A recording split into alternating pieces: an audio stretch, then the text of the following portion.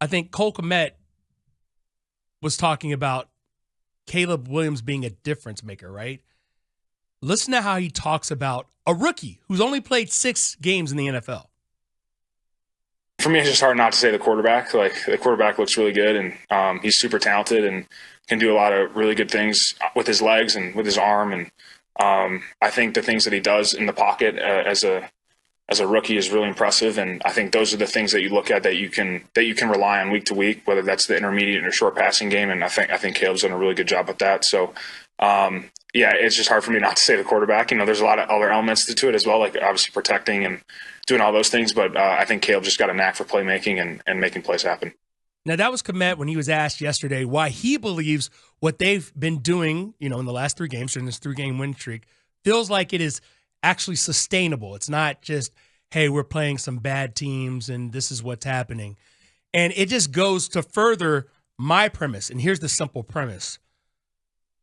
The Bears will have a new single-season passing leader at the end of the year because Caleb Williams is going to break Eric Kramer's mark of 3,838 passing yards. Yep. Write that down.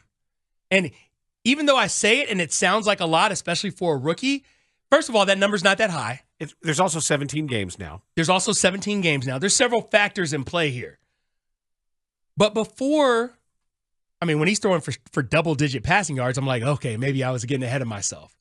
But now that I look at it and say, oh, Williams is already averaging 219.5 yards a game this season, and he's averaged 229 yards over the last 3 games. And we know he's capable of a 300-yard game. We know he can throw for 4 touchdowns in a game. These are things that have been established over the first 6 games. All it's going to take is 244 yards per game if he stays healthy to break the mark. Now, to do it in 16 games and be like, yeah, I did it on Eric Kramer's timetable, that would take 268.3 yards per game.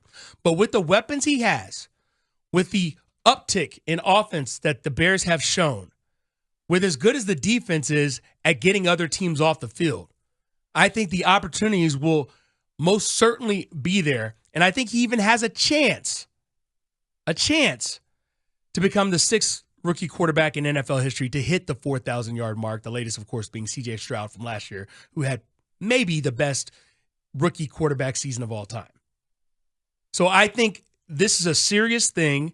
I think against the Commanders, we will see continued displays of offensive explosion now that we know he can do it in a more horizontal way, clearly now a vertical way after what we saw last week. But yeah, Caleb Williams is going to be the Bears' single-season franchise leader in passing yards after just 1 year. And that speaks volumes. Want to believe you. And it sounds like it makes sense when you say it out loud, but I think there's a good reason it might not happen. Okay. The running game. Like, think about DeAndre Swift. He's capable of having 175 yards total from the line of scrimmage, as we've seen. You break that up into the run and the passing game, but I think the Bears overall are going to have more yards offensively than in many past seasons per game. But the only thing that I think might be stopping it is how much success they have right now off of building off of the run. I think that's a fair point. I think DeAndre Swift and company are going to do their thing on the ground. I think it's going to be a balanced offense. But I don't think that 244 is that high of a number when you look at the games they're going to be playing in the future. They're going up against high-scoring offenses. They're either going to be having to score a bunch of points or be behind and trying to come back, which tilts towards the passing game. Those division games, you saw what happened in the Vikings and Lions game. We got 4 of those on deck. The Packers, we all know what we think that's probably going to be. And again, I think when you talk about complementary football and a defense that does what it does, and special teams that does what it does, I think they're going to have many, many opportunities. The biggest thing will be, can he take care of the football at a better rate that we've seen over the last 3 games compared to the first 3 games? What'd you say? The record was 38-38? 38-38. All right, based on my back-of-the-envelope math here. Bears math? I've got all the math here, but go ahead. All right, so this is, and I'm not good at this because English majors doing math is usually a bad thing. He's got 1,317 yards Yes. through 6 games. Yes. So that comes out to approximately 220. Yes. Average. 219.5.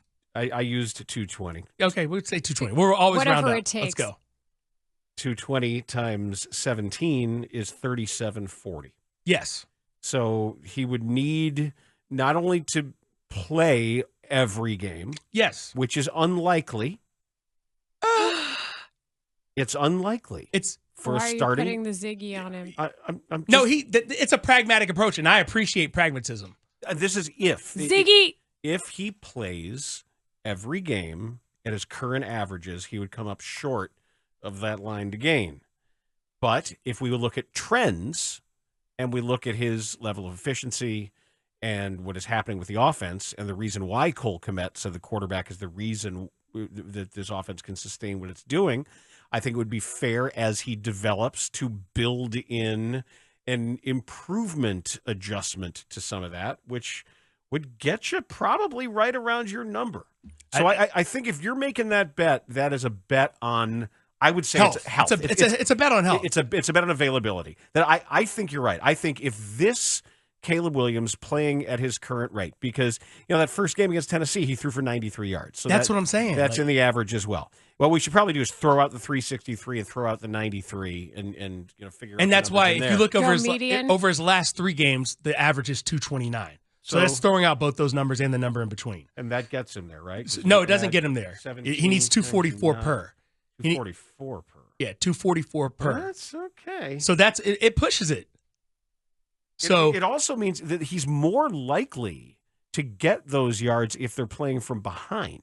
If they're losing, he's likely to throw for more yards. Let me back up. I that's misspoke. what Marshall was saying. I misspoke. Okay.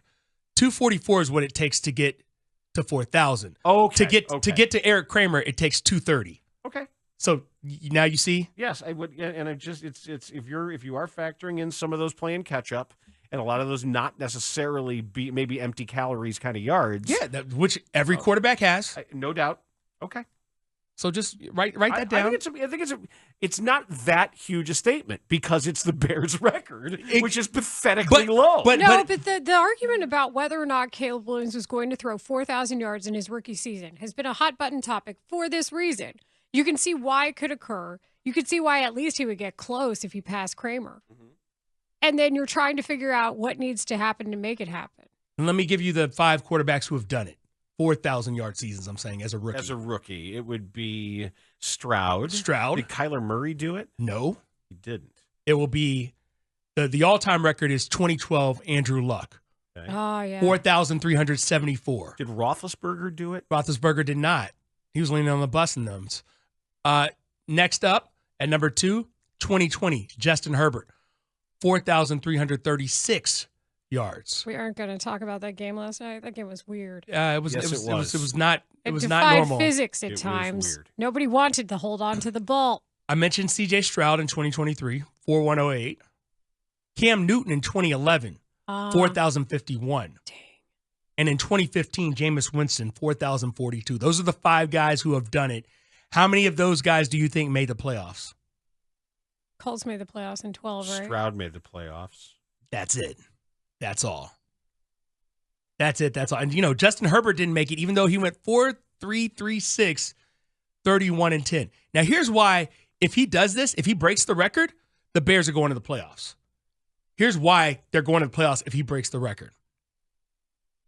Andrew Luck, who went at 11-6, had the 21st ranked defense. Justin Herbert, who did not go in 2020, had the 23rd ranked defense. CJ Stroud, who did go, had the 11th ranked defense. Cam Newton did not go, 6-10, the 27th ranked defense. Jameis Winston, 2015, did not go, 26th ranked defense. So the common thread about, hey, we throw for a lot of yards, but we're also good, is your defense good? And we know this defense is better than any of those defenses that those quarterbacks played with. Well, if you have a 4,000-yard passer and a solidly ranked defense, then yes, you do have a playoff team. That's not – you're right to illustrate it. But if you take the helicopter approach, then yeah, I mean, that makes perfect sense.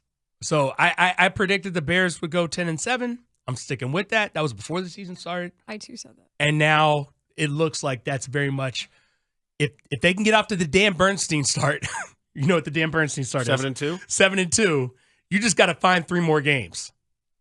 You just got to find 3 more games. And if we're looking at these bellwether stats, I'm sticking with what I told you. If they finish in the top 3 in turnover margin, then they're good. They're a playoff team. All of these Everything else takes care of itself. You could take the word Bears out of it, and all of those stats would still apply to any team in the league. I know, but still, it's different when it's the Bears. When it's the Bears, there's that unforeseen, Bears. Right, and the fact that this is the 38-38 remains their all-time passing yards record, which is insane. It's insane. It's insane when you say, hey, we had a rookie quarterback who broke the all-time record for single yards. But like even in the game with the Texans and the Packers, for example, like C.J. Stroud had a terrible game, 86 total yards, but like Jordan Love only threw for 220. That was another weird game. But I think we're going to see a lot of weird games. I think the offensive bonanzas, here's the real question. Detroit Minnesota game are the rare ones. My short-term question is, because I think it's going to happen against the Lions, is my guess, but I could be wrong. I think he goes for 400 too. He has a 400-yard passing game. I think the Lions game is... I wouldn't bet against it. Yeah. Go ahead. Why shouldn't he? Even Sam Darnold's wicked comeback still netted only 259 yards. That was a hell of a comeback. Yeah, but what did he do in the first half of that game? Yeah, fair.